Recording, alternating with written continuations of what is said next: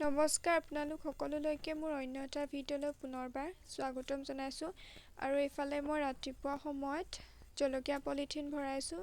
ভাবিলোঁ জলকীয়া পলিথিন কেইটামান ভৰাই লওঁ। এইফালে টেঙা খাবৰ কাৰণে কলপাত আনিলোঁ আৰু এইটো টেঙা কটাৰী আনিছোঁ।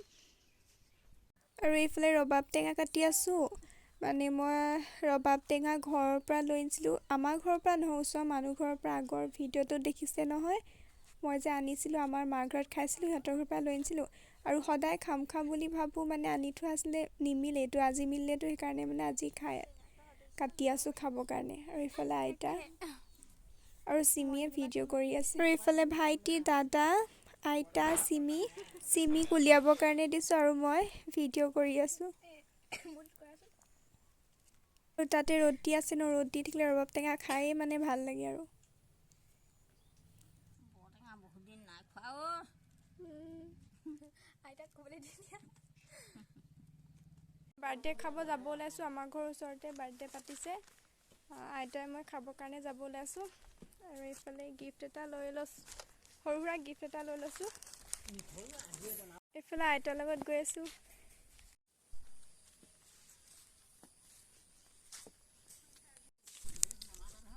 আমাৰ নামঘৰটো ইফালেদি আমাৰ ঘৰলৈ সোমাই যায়।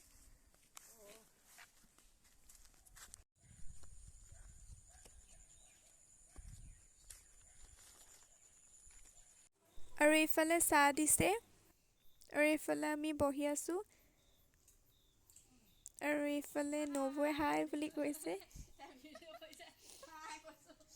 আৰু এইফালে বাৰ্থডে গাৰ্ল আৰু মাক, সৰু ল'ৰা-ছোৱালী, আইতাক, সৰুজনী মাহীয়েক, ককাক, এইজনী হৈছে বাৰ্থডে গাৰ্ল। তাৰ পাছত এইফালে খাবৰ কাৰণে বহিলোঁ হাঁহৰ মাংসৰ লগত।